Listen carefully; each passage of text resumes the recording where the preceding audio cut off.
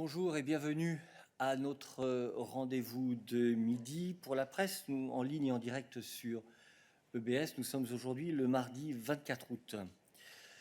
Je voudrais tout d'abord vous donner un aperçu de l'agenda de la présidente von der Leyen de cette semaine pour les jours restants. Donc cet après-midi, comme je suis sûr vous le savez tous, la présidente participera à la réunion des dirigeants du G7 sur l'Afghanistan via vidéoconférence. Elle donnera une conférence de presse suite à cette réunion avec le président du Conseil européen, Charles Michel, vers 17h.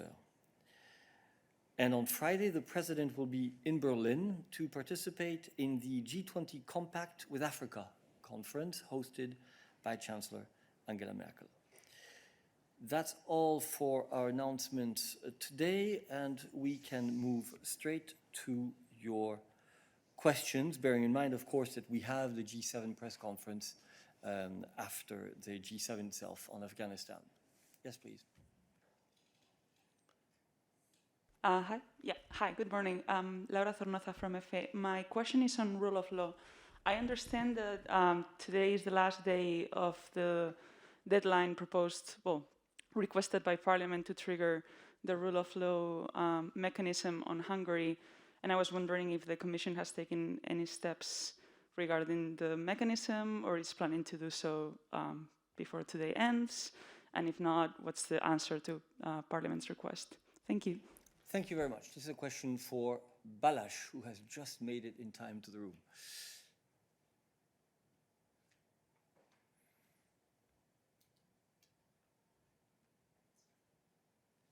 Indeed, just in time to provide you with an update on this topic. So the Commission replied yesterday to the letter of the President of the European Parliament. We certainly agree with the institution that the regulation must be applied in full. In the letter that we sent yesterday, we confirm that there are no constraints or suspension of the application of the regulation, and we have duly been complying with the requirements set by the regulation, and we will continue to fulfill our legal obligations. Now, in other words, I think what needs to be underlined is that the regulation came into force on the 1st of January this year, and since then we've been working extremely hard on two fronts. On the one hand, we have been preparing cases. It is important to emphasize that this is an instrument of last resort. We have many other means at our disposal to protect the EU budget and the financial interests of the EU. This is an instrument of last resort, therefore we would like to make sure that the adequate procedure has been undertaken to prepare any cases before the regulation is triggered. On the other hand, we have also been working on a set of guidelines which will direct the operational application of the regulation once triggered. On that front, we are at the moment in a consultation process. We drafted these guidelines early June, and we started to seek the views of the Member States and the Parliament mid-June. We are still in the process, and we are expecting to conclude the consultation in the early days of the autumn, which will pave the way towards the implementation phase, as has been said by the President and Commissioner Hahn on a number of occasions. Thank you very much. Balázs, are there other questions on this issue for us today? I see many hands raised on our interactive platform, so please only keep your hand raised if your question relates to this subject. Frédéric. Oui, bonjour. Ma question n'est pas sur ce sujet-là, donc... Alors, nous reviendrons vers toi ultérieurement. Merci. So, only on this issue, please. Lawrence, you have a question on this. Eric, it's rule of law, but it's Poland's. Do I wait? Yes, please. We'll come back to you afterwards. On the mechanism itself, please. Mose. Thank you, Eric. And Balázs, I just would like to be sure that I didn't misunderstand Balázs. Understood from what you said, Balázs, that there is no deadline for triggering the rule of law mechanism. The deadline we talked about, we mentioned in the question you have to pose was the deadline by the Parliament for response to its letter. But as you said yourself, the Commission is working on the guidelines, and once they have been adopted, then the rule of law mechanism can be, let's say, triggered, implemented at any time. Is that correct? Thank you. Well, I said two things. So on the one hand, of course, what is important is to properly prepare the cases. So we will not go ahead until we make sure that in terms of our toolbox, this is the right instrument to be used. And the work has been ongoing in this regard for a number of months. That's on the one hand. On the other hand, we have the guidelines on which we are at the moment in a consultation process. So the work is ongoing on two parallel tracks. And when all the conditions are met for us to start implementing the regulation, we will not hesitate to do so. Okay, thank you very much. I see no further questions on this specific issue, so we turn to rule of law more generally, and the question from Lawrence. Thank you, Balázs. Lawrence, you have the floor. Thanks, Eric. Poland, what is the latest in your in-depth analysis of the Polish letter? When do we expect to have some news on that? Thanks. Thank you. That would be a question for Christian.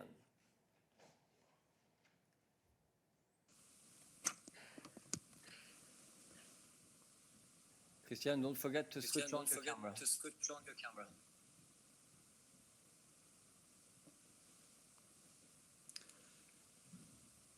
Yes, I'm trying to do that, but somehow I have problems with this recently.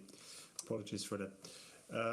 I don't have a particular update on Poland at this stage. We have, as you know, and as I've confirmed, received the reply last week. This is, of course, a complex and legally challenging issue to look into, and we are, of course, doing this in detail, and we are analyzing the reply before deciding on possible next steps. Thanks. Thank you, Christian. Lawrence, you have a follow-up. Yeah, just curious, Christian, does this, when you analyze, as you're analyzing the letter, does this involve talking to the Poles about the Polish government, about their response, or how does that work? Is that just pure internal analysis? And do we have anything yet on a new date for the recovery fund money for Poland? I assume not, but... So on the second question, you assume correctly, and on the first, I give the floor to Christian. Yes, thanks, Lawrence. Well, when we talk about analyzing the letter, we talk about, first of all, analyzing the reply as such, which is, of course, the basis for us in this context to make up our minds and to do analysis. Of course, we are in contact with the Polish authorities in more general sense, but this is really about analyzing the reply that we received, which is the basis of this structured exchange. Thank you. Are there other rule of law questions for Christian today? Please only keep your hand raised in the chat, in the Interactio platform, if it is on rule of law. Momchil? No? Quentin? Oui, bonjour Eric, est-ce que tu m'entends? Oui, vas-y. Super, merci. Oui, c'est sur la Pologne. Est-ce que vous attendez le collège des commissaires avant de pouvoir analyser la lettre, vu que le collège des commissaires a été impliqué dans le processus depuis le début, ou est-ce que vous pensez que cette analyse peut arriver avant le prochain collège qui aura lieu début septembre? Je crois qu'il faut distinguer deux choses. L'analyse juridique de la lettre est faite, bien entendu, par les services de la Commission. Et donc, cette analyse, comme l'a dit Christian, est en cours. C'est distinct d'une éventuelle réunion du collège qui pourrait être amenée à discuter de cette analyse. Ce sont deux choses qu'il faut distinguer. Mose. on this? Yes, thank you for giving me the floor again. I haven't analyzed myself the letter because it was made public, of course, but I've seen there's a press release issued by the public authorities last week about the letter. If I understood that letter correctly, they seem to be writing that this disciplinary chamber will not, let's say, forward any more names to the court, more judges. But on the other hand, the Polish government has no power to cancel a chamber. But the more worrying thing was, if I saw it correctly, that the Polish authorities or the government seemed to question the primacy of ELO above national law. So I wonder if you already discovered that, if that is also your interpretation of the letter at this stage. Thank you.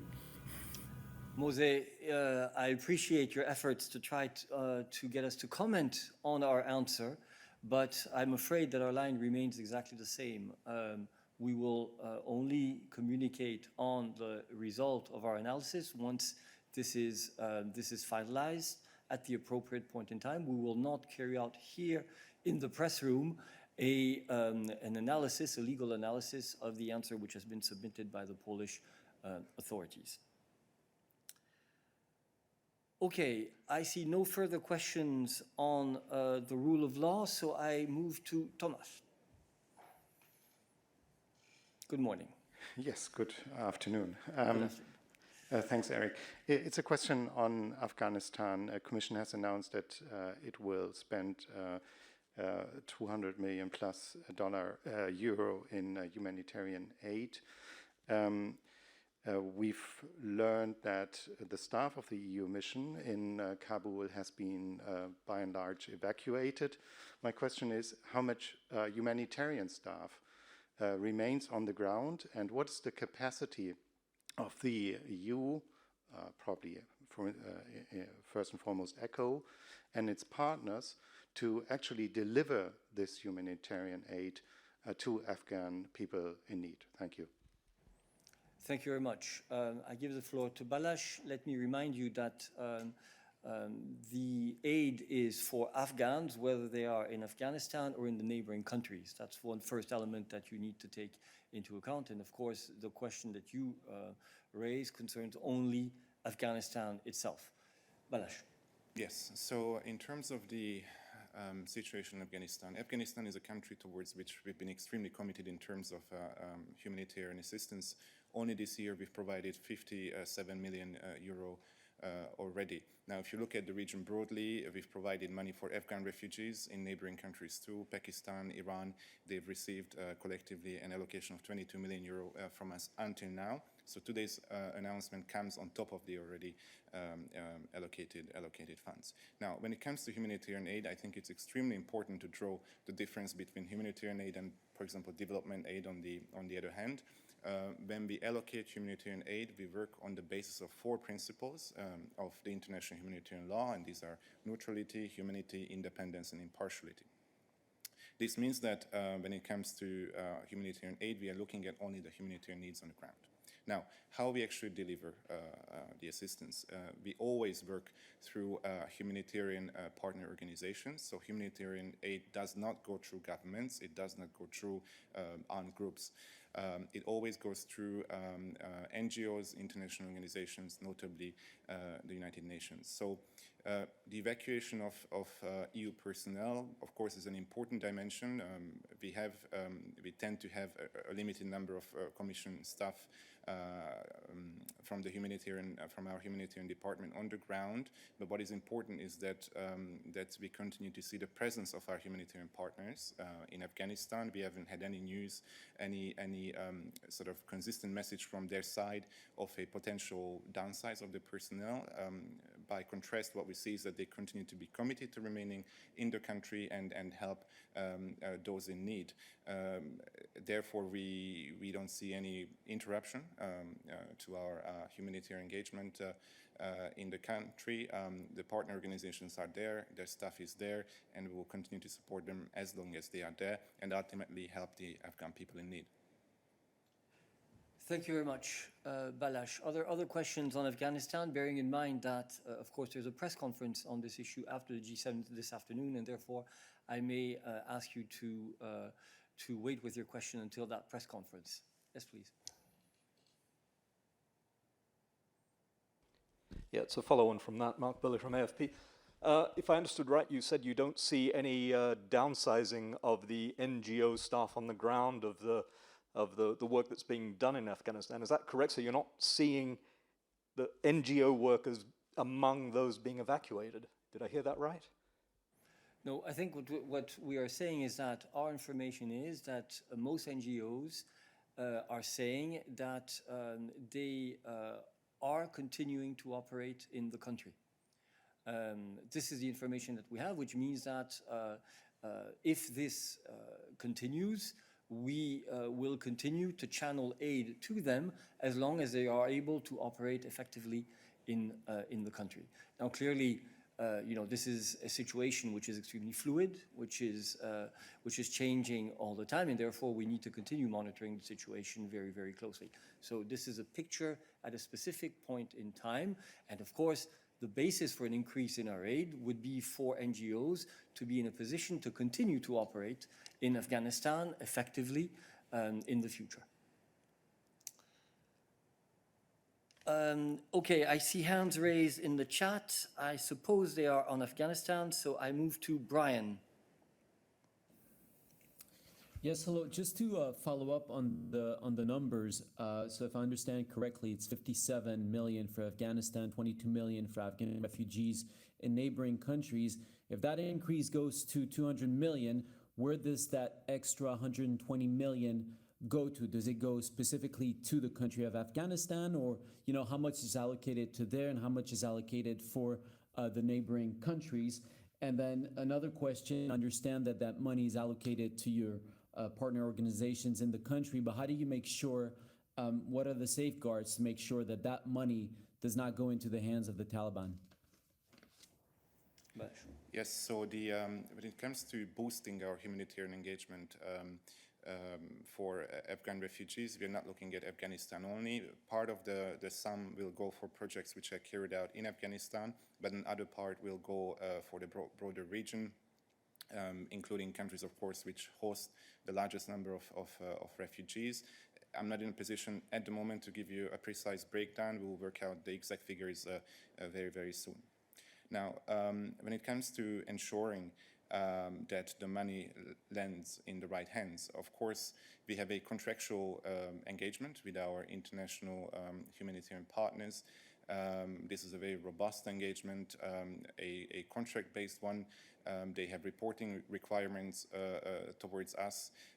Therefore, we, of course, keep a very close eye on how the money is actually being used on the ground. Thank you very much. Frédéric, a question on Afghanistan, I suppose. Non, toujours pas. C'est à propos du... Je suis désolé, mais merci de ne lever ta main qu'une fois on aura terminé. Noureddine. Oui, bonjour Eric. J'ai une question qui certainement est posée cet après-midi dans le G7. Mais tout de même, Monsieur le haut représentant, comme Madame la Présidente, sont exprimés sur la reconnaissance ou les conditions de reconnaissance ou les conditions de traité avec les autorités à Kaboul. Quel est, Eric, est-ce que tu es en mesure de nous expliquer l'approche de la Commission européenne, comment traiter avec les nouvelles autorités de Kaboul d'un point de vue de la Commission, sachant que, de toutes les façons, la reconnaissance est un fait de souveraineté nationale, donc c'est chacun des États membres qui décidera. Je te remercie. Écoute, tout ce que je peux te rappeler, ce sont les déclarations que la présidente a faites elle-même lorsqu'elle était samedi à Madrid, où elle a distingué deux choses tout à fait différentes. D'une part, les contacts opérationnels qui sont nécessaires avec les talibans afin d'assurer notamment la bonne évacuation des personnels de l'Union européenne qui était encore à Kaboul. Et donc évidemment, pour mener à bien ce genre de mission, étant donné la situation sur le terrain, il est absolument évident qu'il faut avoir des contacts opérationnels. Elle a bien distingué cela des contacts politiques qui n'ont pas lieu au niveau de l'Union européenne à l'heure actuelle. Et en ce qui concerne les conditions plus générales de contact de nature politique, voire, comme tu le dis, éventuellement d'une reconnaissance ultérieure, c'est une question que vraiment je te demanderai de poser cet après-midi lors de la conférence de presse. Simona, en Afghanistan.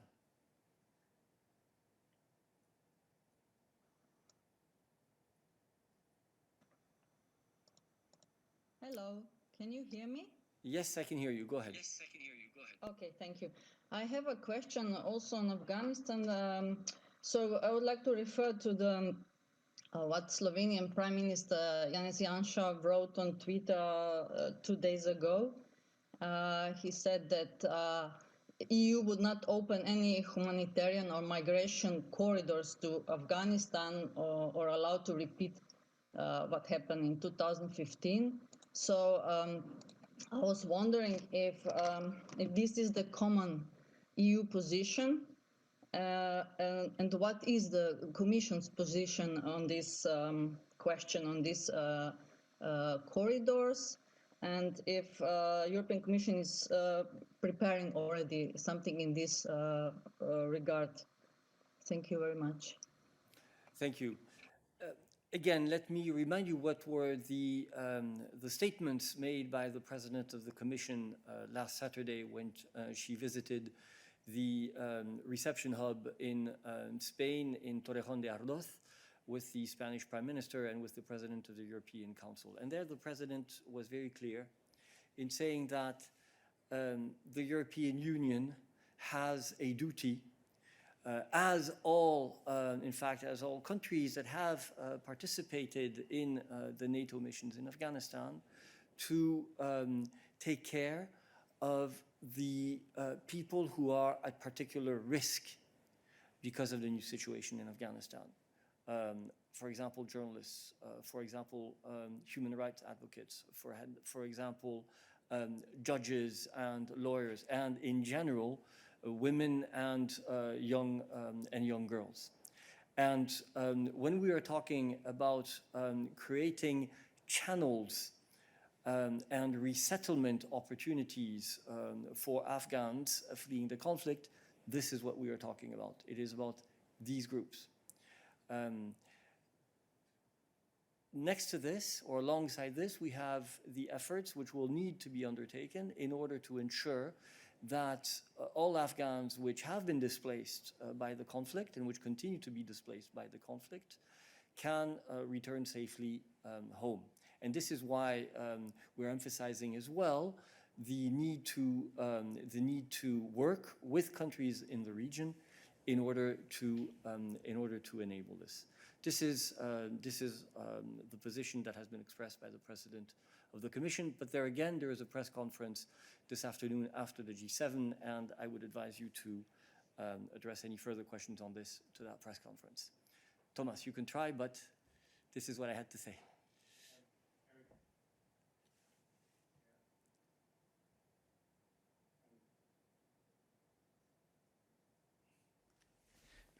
Eric, just for clarification, because you specifically mentioned women and girls, I think there's around 20 million women and girls in Afghanistan. I don't think you were suggesting that a humanitarian channel should be established for half of the population. So can you please narrow that down? In which cases do you think this channel should apply? Thomas, I think you're sufficiently knowledgeable about these issues to know that it's always an individual assessment. And therefore, what we are saying is that it is obvious that when you are a woman or a young girl in Afghanistan, circumstances can imply that you are more at risk than other categories of the population. But ultimately, it is always individual assessments that need to be made, just like for all the other categories. All right, I see no further questions on Afghanistan, so I would like to go back to Frédéric, who had a question on an unrelated issue and who has been very patient. Frédéric. From your active. I'd like to know whether the Commission is planning to make some sort of assessment of the financial and economic costs of the climate-related disasters that took place over the summer. For instance, Germany recently agreed a reconstruction fund of 30 billion euros to cover the damages. And in Greece, the government authorized a 500 million relief package following the fires that took place over the summer. And so, and there may be more similar packages following the fires that took place in France, in Portugal, in Italy. So my question is, does the Commission keep track of those spending plans related to climate-related events? Can you share those figures? And will these be taken into account in the public debt and deficit calculations of the member states as part of the Stability and Growth Pact? Right, thank you very much. There are many questions in your question, but let me first pass the floor to Vivian when it comes to our position on the impact of such crises. Vivian.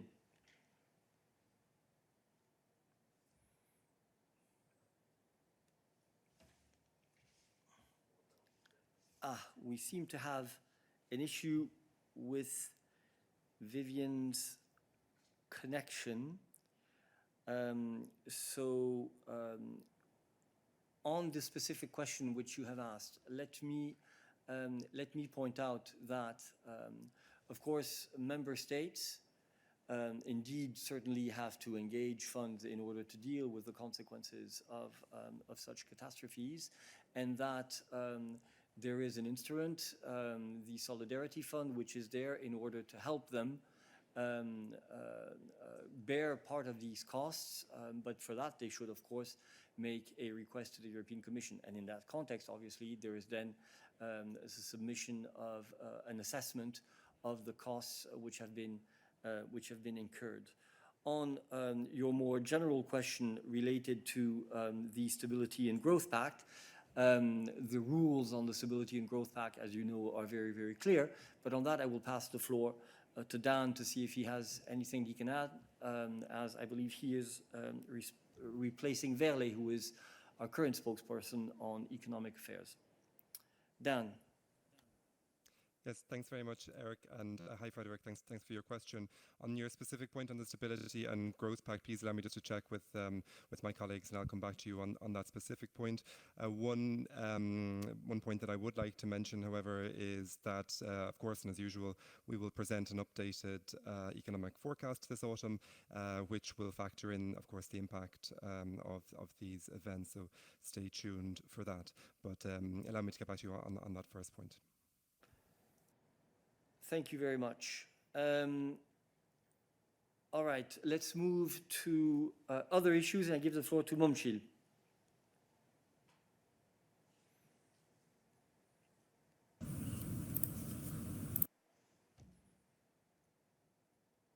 Hello? Hello? Yes, go ahead. You've disconnected yourself. Well, it's okay now? Yes, go ahead. Okay, my question is to Mr. Daniel Ferry. Yesterday it became known that the European Commission has sent a letter to Bulgarian government regarding the sanction, a blacklist connected to the sanctions imposed by US under the Magnitsky Act against Bulgarian individuals. So my questions are, first, can you confirm the authenticity of this letter? And second, what will follow if the Bulgarian government does not comply with the recommendation in this letter? Thank you. Thank you. This actually is a question for Christian, not for Dan, so I pass the floor to Christian. Yes, thank you, Eric. Thank you, Momchil, for the question. Well, First of all, let me say that we do not comment on leaked correspondence. There are, of course, always a lot of contacts on different levels, also expert levels, between the Commission and the Member States. The Commission is, of course, aware of the US individual decisions targeting certain Bulgarian citizens, but as I think I have said before, we do not comment on individual listings. What I can say and what I can remind you of is that in the 2021 Rule of Law report, we have highlighted that challenges remain in Bulgaria, in particular as regards the fight against corruption, where a solid track record for final convictions in high-level corruption cases needs to be established. And the report also refers to the sanctions imposed by the US under the Global Magnitsky Act. The Commission will, of course, continue to monitor these developments closely, and we will continue to work with Bulgaria in the context of the annual Rule of Law report. Thanks. Okay, thank you very much. Is there another question on this issue?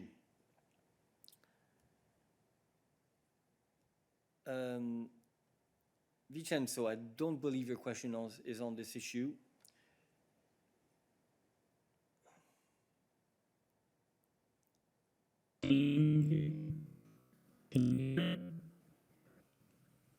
And we have an issue with your connection. So I will go to Justina, who had raised her hand previously. Justina, you have the floor. I would like, I'm a journalist from Lithuania National Radio and Television, so my question will be, of course, about Lithuania. And more than 4,000 migrants are currently located in temporary camps in Lithuania, and they cannot leave except special cases. How long can Lithuania keep migrants closed under European Union law or regulations?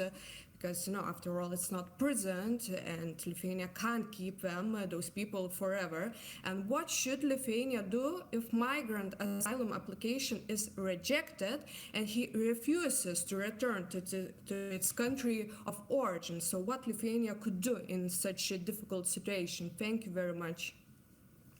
Thank you. Christian.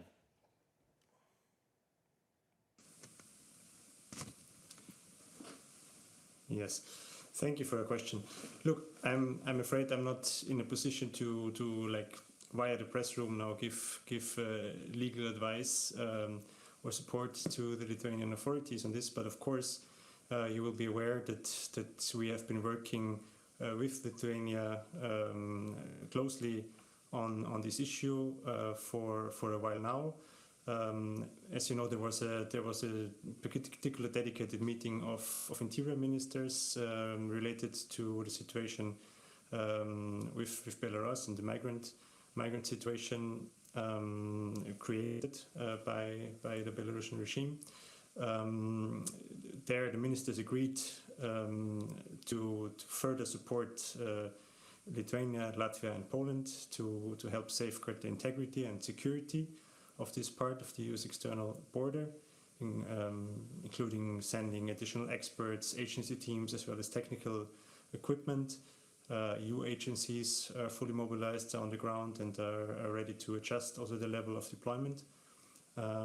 So this is where we stand in this process. The ministers have also again strongly condemned Belarus' attempt to instrumentalize human beings for political purposes, and the Commission will, of course, continue monitoring the situation at the EU's external border closely and work with the member states concerned.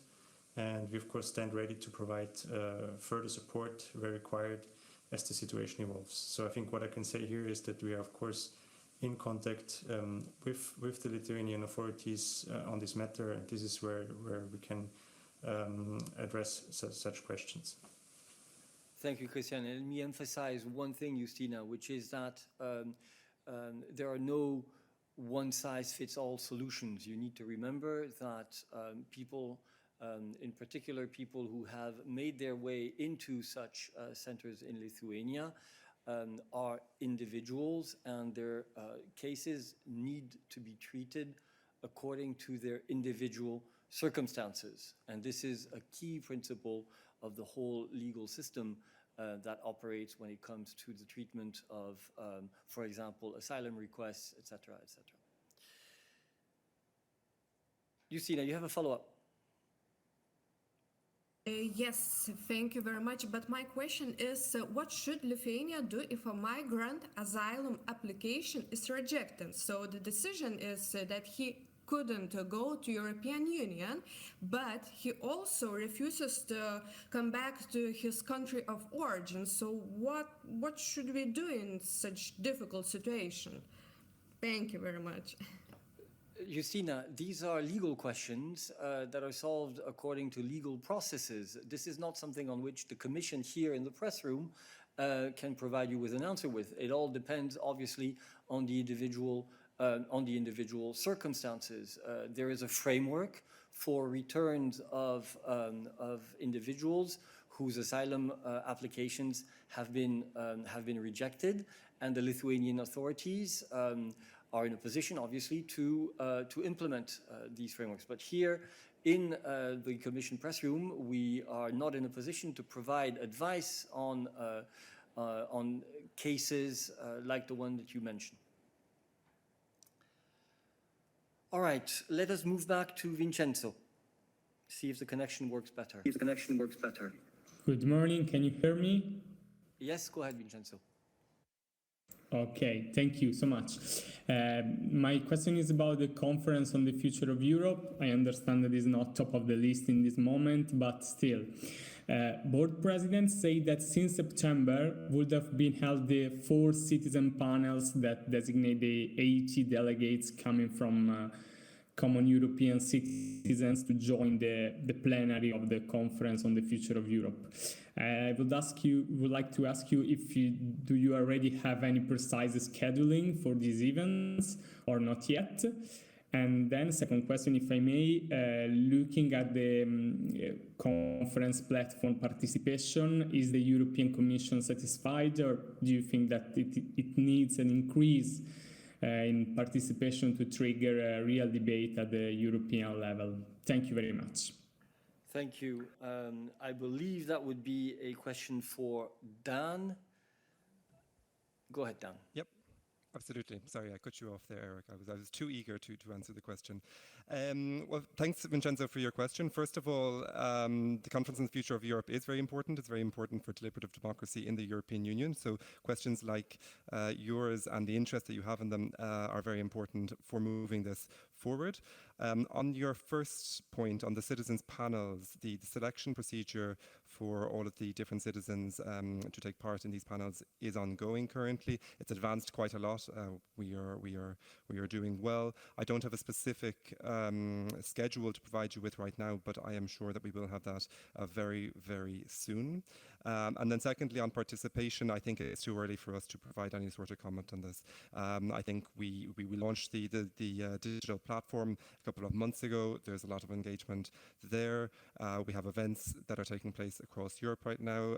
Members of the college are taking part in these events right across the European Union, and a lot more is going to come in the autumn, especially with the citizens panels kicking off and a lot more events. So stay tuned for that, but I refrain from commenting on participation for this moment in time. Thank you. Dan, we seem to have a second question on the Conference on the Future of Europe. Please, go ahead. Yeah, my name is Matthijs Schiffers, het Financiële Dagblad. About the composition of the citizen panels, I spoke on this topic with the European Parliament yesterday. Yesterday, they told me the composition is already known. You say it's still in process. Anyway, will the list of the panel members be published at some time in the coming weeks? Dan. Thanks very much. As far as I'm aware, and according to the latest information that I have, we will not be publishing the names specifically, but let me double check that, and I'll come back to you. Thank you very much. I see no further questions on the Conference on the Future of Europe. Are there other questions for us today? that is not the case, so, oh, sorry, God. No, behind you, sorry. Yes, Tomasz. That's Tomasz Bielecki of Deutsche Welle and Gazeta Wyborcza. If I may come back to the Belarus border issue. There is more and more NGOs and press reports in Poland about the alleged pushbacks between on the border between Belarus and Poland and Belarus, pushbacks of Afghan migrants, Syrian migrants, and migrants. There is also the group being trapped between the Polish and Belarus guards at the border for more a week now. So my question is whether the European Commission has asked the Polish government for the clarification about this alleged pushback reports, and what would be your comment on this issue? Thank you, Tomasz. I will give the floor back to Christian on this, but please, could I ask you to make sure you ask your questions when we are treating a specific subject. As you know, many people watch the midday briefing afterwards, watch the clips on the specific issues, and we really have to try to deal with the issues one by one. Christian. Yes, thank you, Eric. Well, Thomas, first of all, let me repeat when you ask about possible pushbacks at the border of Belarus. Let me first of all repeat that we firmly reject attempts to instrumentalize people for political purposes. We cannot accept any attempts by third countries to incite or acquiesce in irregular migration towards the European Union. So there we have a very clear and firm position. What is needed here is both orderly, firm border management and full respect for migrants' fundamental rights. This is the only effective and humane way to manage migration. So we are working closely with the Latvian and Polish authorities to support them in the effective border management of the external border in line with EU law and full respect of people's fundamental rights and ensuring effective access to the asylum procedure. As regards Poland, specifically, we are monitoring the developments here, both in the law and on the ground. We have taken contact with the Polish authorities, and we are following the situation that you mentioned very closely. Thank you very much. Other questions on this issue? No, then other issues. Yes, go ahead again.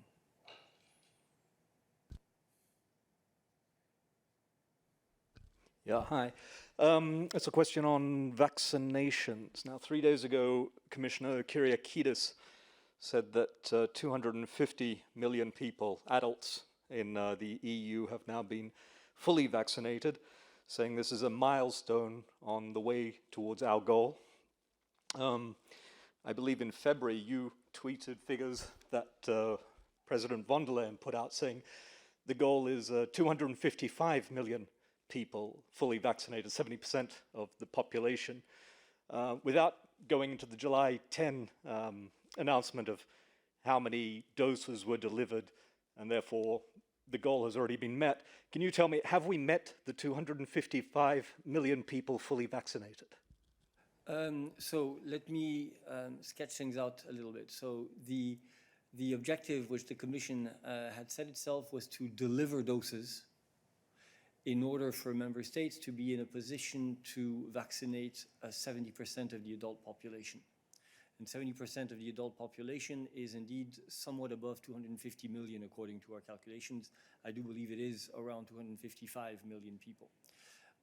We are not quite there yet, but we're getting close. But in the meantime, we also communicate on numbers, on thresholds which are easily understandable, which are marquants, as we say in French, and 250 million is definitely such a threshold.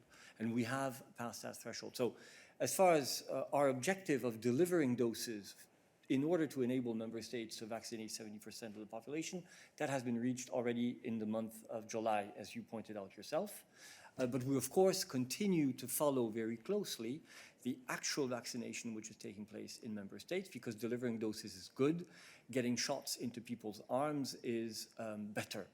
And there, 250 million is indeed a very, very significant number of people. We are quite happy with this number, but at the same time, we continue to insist that the vaccination efforts have to continue across the European Union. And even after we will have reached the threshold of 70% of adults vaccinated, it will be important to continue vaccinations. Follow-up. Yes, a follow-up on this, and then I have another question on a completely different topic, if I may.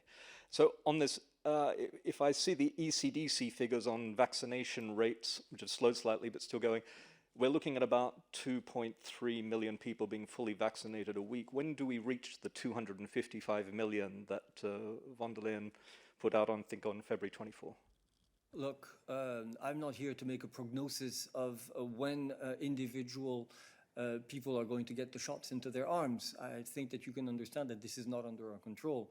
We are hopeful that this will be reached very soon, but it's not for me to give you here a specific date this week, next week, or whenever or whatever it is. We hope that it will be very, very soon.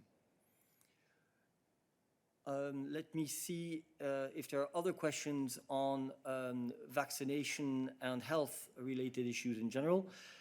Mose, you have a question on this topic.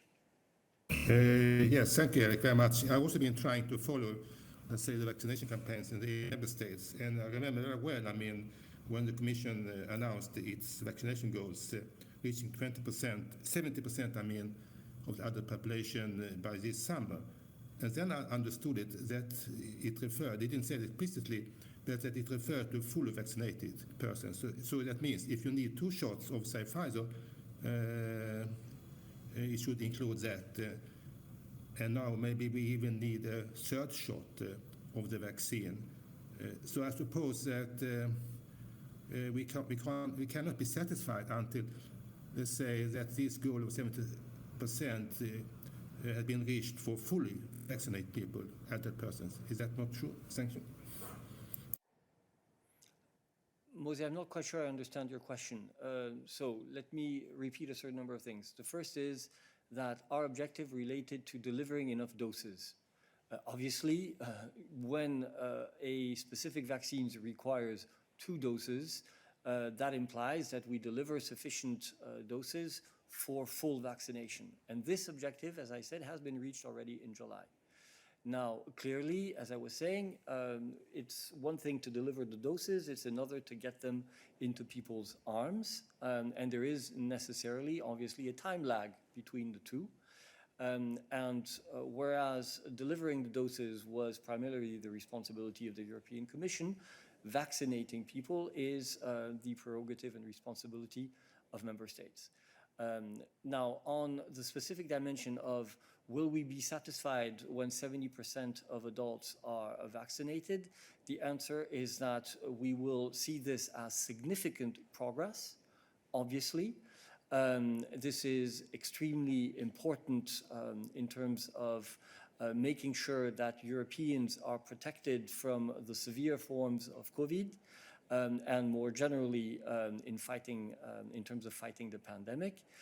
Do we think we can simply stop there? The answer is clearly no. Efforts have to continue, and that is what we are working on. All right, I see no further questions on this topic, so I go to Naomi, who has been raising her hand for quite some time. Hi, Eric. Yeah, I was trying to get my hand up actually to ask something about Afghanistan, but I didn't get through. So I'm sorry to bring up the subject again at the end. It's just a really quick check on figures. I was just hoping to confirm, do you have an estimate of how many EU staff and family members remain to be still evacuated at this point? Thank you.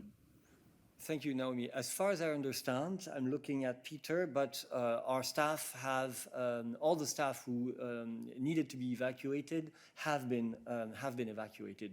We still have a core presence at the airport in order to manage what needs to be managed, but the staff of the EU delegation and their families have all been evacuated. Right, we come back to you for another subject. Yeah, sorry about this. It's just a bit of Brexit housekeeping. Now, if I understand right, there was the specialised fishing committee that took place on July 10. I might have missed it. I've been looking. Are there any minutes from this meeting? Are they going to be posted soon? Is there somewhere that I can find the details? And also, I see from that meeting, according to the UK government's site on the page, there's supposed to be another follow-up meeting on this in September. Do you have a date for that, please? Thank you. I will go to Dan on these two questions. Yeah, Dan. Thanks very much, Eric, and thanks for the question. On the question of minutes, I will double check where we are with those, but usually we do have them. On the question of the date, no, I believe a date has not yet been sent, but as soon as we do have one, it will be announced in the usual way. Okay, thank you very much. Any other questions for us today? No, so thank you. I remind you there is a press conference after the G7 with the President of the European Commission and the President of the European Council, and our next midday is planned for Thursday. Have a nice afternoon.